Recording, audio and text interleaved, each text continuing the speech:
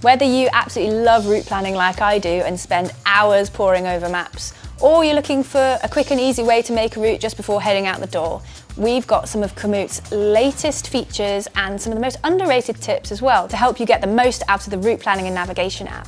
We've already shown you a whole host of Komoot features in another video, including creating highlights, using the multi-day route planner on Premium, editing the base maps, so make sure you go and check that video out if you haven't done so already. Now, here we go. Here are 8 of our top tips, latest features and most underrated tools to help you take your route planning to the next level.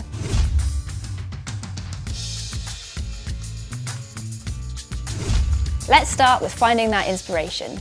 Komoot has literally thousands of collections from all over the world, whether that's road cycling, mountain biking or gravel, and these will help you. Whether you're just looking for a bit of inspiration for where you should head on your next cycling holiday, or you want a complete pick it up and go guide, these collections made by local experts are great and cover everything from the best road climbs in the UK right the way through to long distance cycle routes like the King Alfred's Way or even the European Divide Trail. You can browse through these thousands of collections by using the region or cycling discipline filters, or just check out which ones are recommended for you locally based on your homepage Discover feed.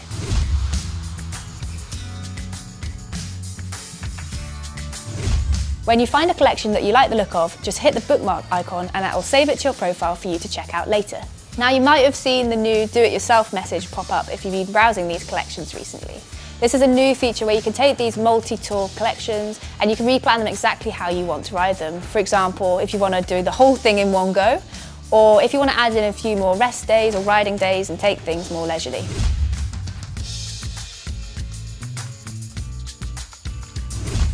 So highlights are essentially the Komoot community's recommendations for the best places to ride.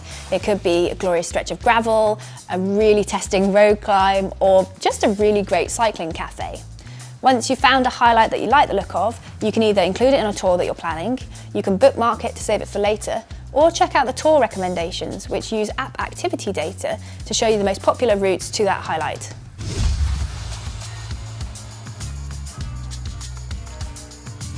So moving on to the route planning side of things, now this is a really exciting one and one of Komoot's latest releases. You can now use Google Street View in the app, so you can check out roads or maybe even trails, which is super handy for areas that you haven't visited before. To use this feature, all you have to do is go to the route planner, click on a waypoint, and then you'll see the little icon, which is a little Street View person. Clicking on that, and it'll open up a whole new panel and you can check out the surroundings. You can actually use this feature for loads of different things, like checking the road quality, making sure you haven't routed onto any major routes, and even making sure that you've made it to your final destination.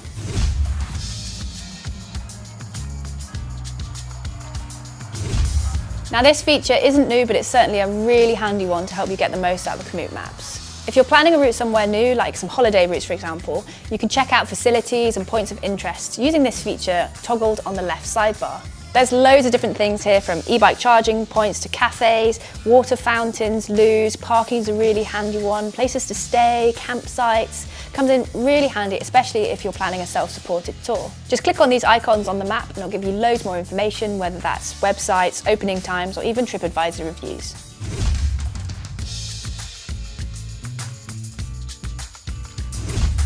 One of my favourite Komoot Premium features, the multi-day route planner, has just got even better. You can now use it on your smartphone as well as on desktop.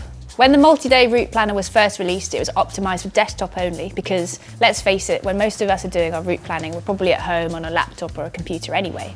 The multi-day planner takes a route and chops it down into as many days as you like, giving you an itinerary that's based not only on daily distance, but also taking into account the elevation gain and the total elapsed time for each stage. So you can now use this feature on mobile too, so you don't need a laptop if you want to make any changes to your multi-day tour, which comes in super handy, as I found out recently when I was doing a tour through the Alps on the Torino-Nice rally. So for some reason I thought that Friday to Friday was 7 days or a week, which of course it's not, it's actually 8 days of riding.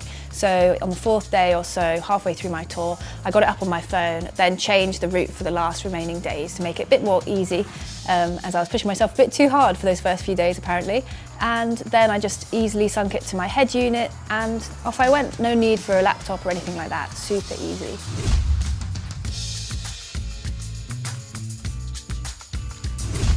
For riders that enjoy following long-distance cycleways or mountain bikers that love a trail centre, the Komoot Premium sport-specific mapping comes in really handy. In the bike touring map layer, you'll see these highlighted in purple, and then if you zoom right in, then you can see the names or numbers associated with them, whether it's something like National Cycle Route 4 or the Great North Trail. I use this feature to incorporate parts of these routes into my route planning, and I'm always amazed just how many cycle routes there are around Winchester. The mountain biking map layer is a great way to look for hotspots and trail centres, and then you can zoom right in on these and you get a similar thing where you get the names of each trail, maybe even the names of segments of trails, and quite often they're colour coded too, like these ones at Swinley where you've got red, blue and black trails. If you're unsure about following trail centre signs, then it's not a bad idea to double up and take a GPX route with you.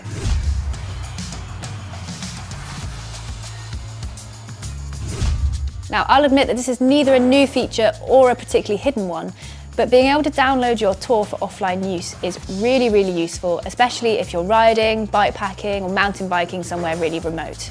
Simply hit the Store for Offline Use toggle on the app on your mobile, and then this will download to your phone on Wi-Fi or cellular data. Then you've always got a backup no matter where you are or whether you have mobile signal or not.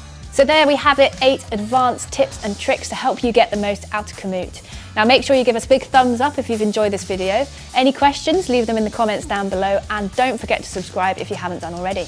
Now it's over to you, happy planning!